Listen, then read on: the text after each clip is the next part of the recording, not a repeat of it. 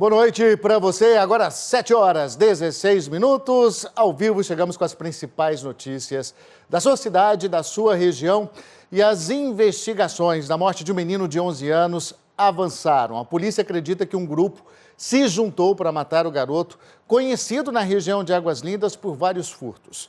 Ele tinha sido levado para a delegacia 8 vezes só este ano. Vou chamar o repórter Danilo Moreira, ao vivo de Lusiânia. Tem mais detalhes aí dessa investigação. Danilo, boa noite. Como é que a polícia chegou a essa conclusão?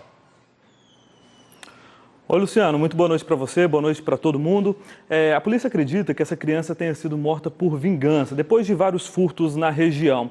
Ainda de acordo com as investigações, pelo menos de 5 a 8 pessoas teriam atraído essa criança para o local do crime e lá espancaram esse menino até a morte, Luciano.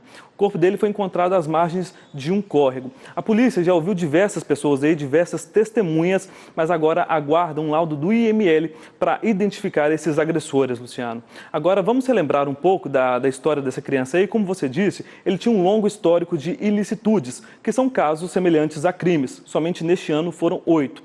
Todas as vezes que ele era pego pela polícia, ele era encaminhado para o Conselho Tutelar, do Conselho Tutelar era encaminhado para um abrigo, mas ele ia embora todas as vezes, já que não era obrigado a permanecer no abrigo. O Conselho Tutelar chegou a pedir ajuda à Justiça, mas esse menino acabou morrendo aí antes de sair essa ajuda aí da Justiça, viu, Luciano? Pois é, ele era tão pequeno, né, ô Danilo, que legalmente não se pode nem falar em crimes, mas de qualquer forma aí uma crueldade, a gente sabe que não é assim que se resolve as coisas. E olha, tomando outra notícia aí da região, um homem, ô Danilo, que estava sendo procurado por tentativa de homicídio, foi preso. Exatamente, Luciano. Esse suspeito, ele é motorista de aplicativo e teria esfaqueado a ex-mulher em maio deste ano. A mulher sobreviveu e, mesmo assim, ele continuou ameaçando essa mulher. Ele estava foragido desde junho e a polícia chegou até ele depois de denúncia anônima. Ele foi preso em Formosa. Ele foi encaminhado para a delegacia e agora pode responder por tentativa de feminicídio, viu, Luciano? Isso, tentativa de feminicídio, até estava me corrigindo aqui. Obrigado, viu, Danilo? Bom trabalho para você, toda a equipe aí em Lusiânia. E olha, a gente mostrou aqui no Jornal Anhanguera a situação da passarela de pedestres sobre a BR-060 na área urbana de Rio Verde. Lembra? A estrutura tinha ficado comprometida lá depois de um acidente. Uma carreta bateu contra a passarela na semana passada. Uma equipe do Departamento Nacional de Infraestrutura de Transportes, o DENIT, colocou escoras para sustentar a passarela e assim garantir a passagem dos pedestres, pelo menos por enquanto.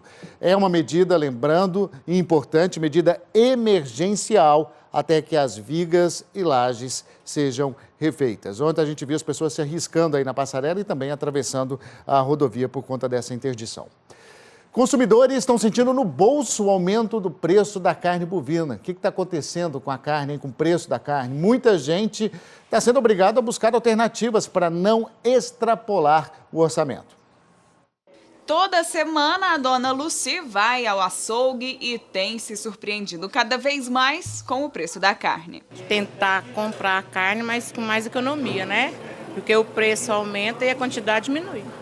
Nos últimos 40 dias, o preço da carne nos frigoríficos subiu constantemente. E nos açougues, os clientes já começaram a sentir a diferença. O contrafilé, por exemplo, que antes era vendido a R$ 22,00 o quilo, agora está saindo a R$ 29,99. Uma diferença que já chega a até 50%. O motivo da alta está ligado ao aumento na exportação de carne para fora do país, que diminuiu a oferta para os consumidores brasileiros. E os açougues não têm para onde fugir. Nós tentamos segurar o preço o máximo possível, né? Mas devido ao aumento do frigorífico até a nós, a gente tem que repassar. Para quem não abre mão da carne, o jeito é buscar alternativas para tentar economizar. Diversifica, né? Frango, porco, você tem outras opções de proteína animal, né? Até mesmo peixe. Você consegue fazer uma diversificação e suprir a sua necessidade de proteína diária. Intervalo, rapidinho, e daqui a pouco o protesto de produtores rurais contra a Enel, em Catalão. Agora 7h20.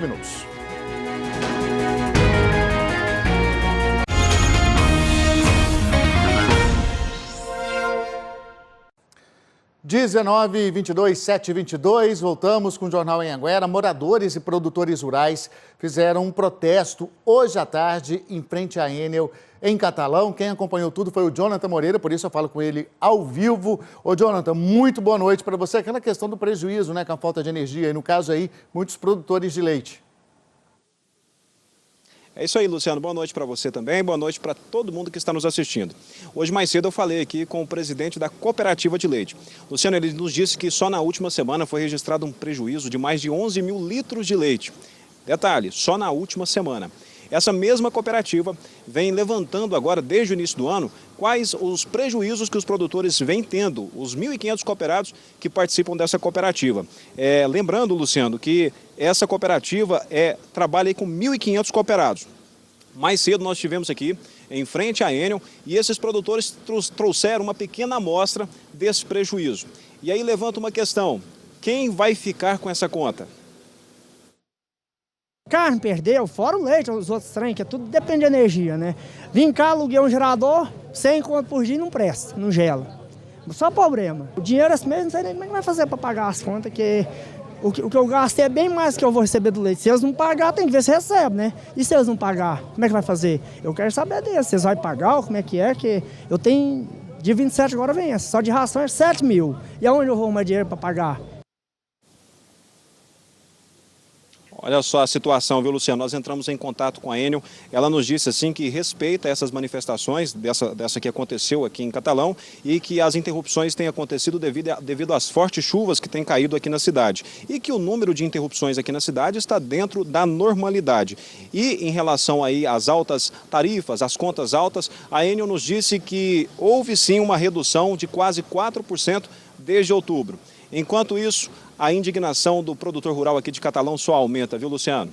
Pois é, só não respondeu quem é que vai pagar a conta, né? Como você disse aí, o produtor também reclamando, porque é um prejuízo grande. Obrigado, Jonathan. Agora a gente vai ver como é que fica o tempo para este sábado.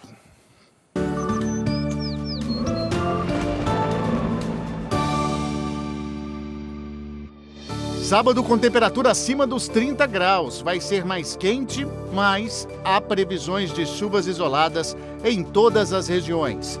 Maior volume no centro, leste e sudoeste de Goiás.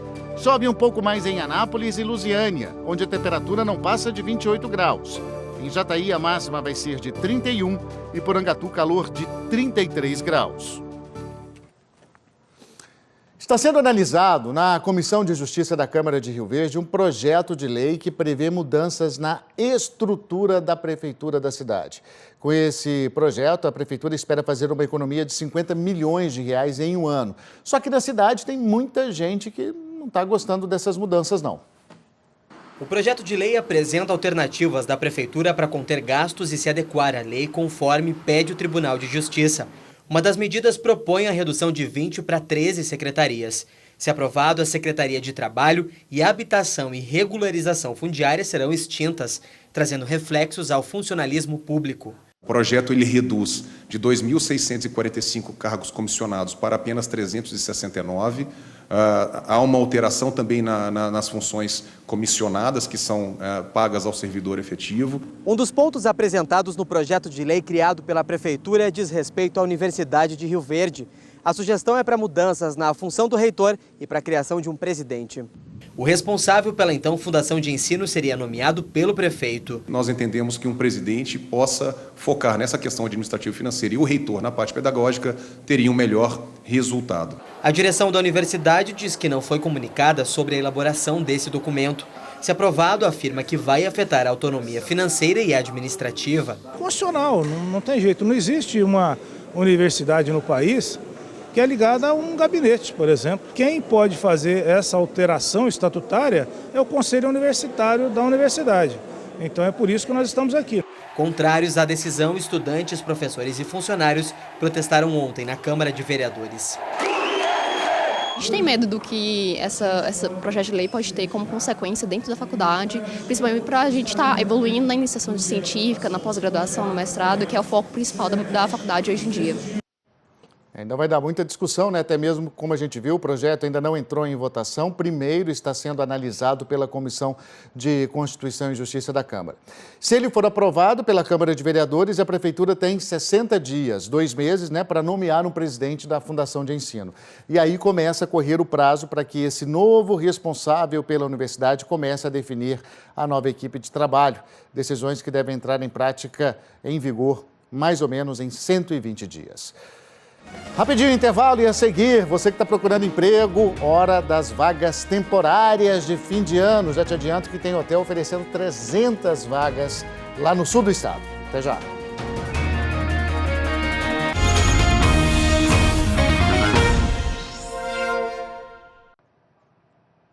Sete e 29, estamos de volta. Foi enterrado o corpo do homem, que era considerado a figura histórica aqui de Goiás. Ele ficou conhecido em todo o país quando perguntou a Juscelino Kubitschek se ele iria levar a capital do Brasil para o Planalto Central.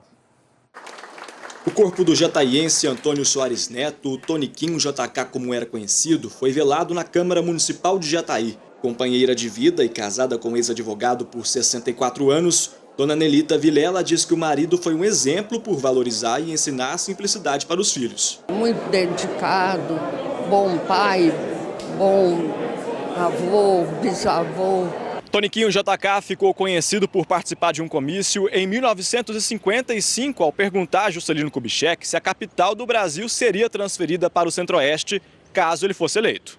A história foi retratada na minissérie JK, exibida em 2006 pela TV Globo. Dona Maria da Paz lembra que tinha 10 anos na época que Toniquinho fez a pergunta histórica a Juscelino sobre a transferência da capital para o Planalto Central brasileiro. É a última homenagem que ele vai fazer e por ser esse homem tão importante que foi para nós, não aqui só de Jataí, mas como do Brasil inteiro. O corpo de Toniquinho foi enterrado hoje no fim da manhã em Jataí. Um casal foi preso na BR-153 transportando carne e animais silvestres abatidos. O casal seguia de Porangatu para Brasília quando foi parado pela Polícia Rodoviária Federal e pelo Comando de Operações de Divisas em Uruaçu. Dentro da caminhonete, os policiais encontraram dezenas de sacos plásticos com carne bovina e de animais silvestres, como tatu, jacaré, veado e algumas aves. O casal foi preso e levado para a delegacia de Uruaçu e vai responder por crime ambiental. A Polícia Militar e o IBAMA apresentaram em Alexânia 80 galos usados em rinhas. Os animais estavam com vários machucados. Também foram apreendidos objetos usados na aplicação de anabolizantes e hormônios, além de esteira para treinamento e rolo para fortalecimento muscular. Várias galinhas também estavam feridas, com bicos arrancados. O dono dos animais não estava no lugar, mas foi identificado. Ele vai responder pelo crime de maus tratos aos animais e foi multado em R$57 mil. As aves foram doadas pelo IBAMA para uma instituição não governamental.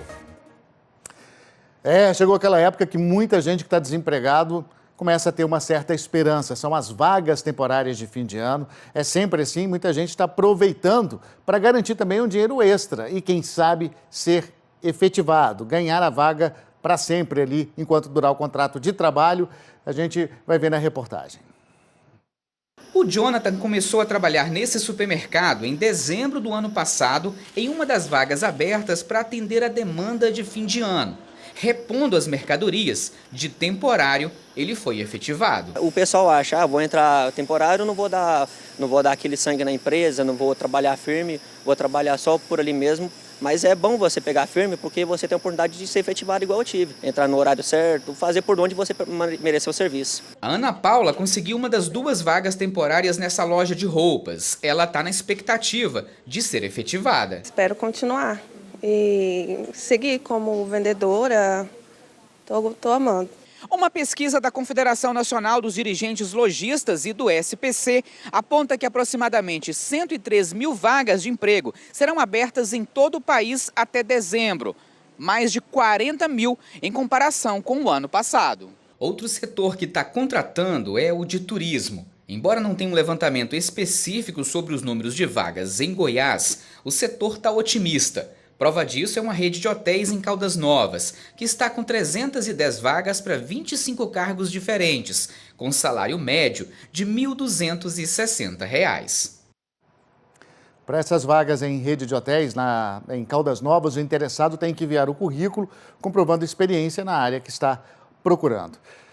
Bom, sexta-feira a gente merece hoje uma imagem do dia daquelas bonitinhas, né? Tenho certeza que você vai adorar, porque é uma história muito legal. Foi uma sugestão do seu Roberto, nosso telespectador de Vicentinópolis, no sul do estado. Vou colocar a imagem aí para você ver, gente. É a história dessa cachorrinha e esses patinhos. Ela adotou uma ninhada de patinhos. A Rafaela, filha do seu Roberto e dona da cadelinha, chamada Mel, nos contou que os patinhos foram encontrados em uma represa, perto do lugar onde ela mora, mas a mãe não estava lá. Para impedir que eles morressem, ela levou então os patinhos para casa e a grande surpresa da família foi esse carinho aí da Mel, a felicidade da cachorrinha, que tem 6 anos, depois que ela recebeu as visitas, praticamente adotou ali os patinhos. Só que, claro, né, os patos tiveram que ser levados para um lugar mais seguro. E ó, a família acha, inclusive, que a Mel já está com saudades desses filhinhos adotivos. A gente vai terminando por aqui. Uma boa noite para você e hoje a gente encerra com imagens lá de Anápolis. Até amanhã.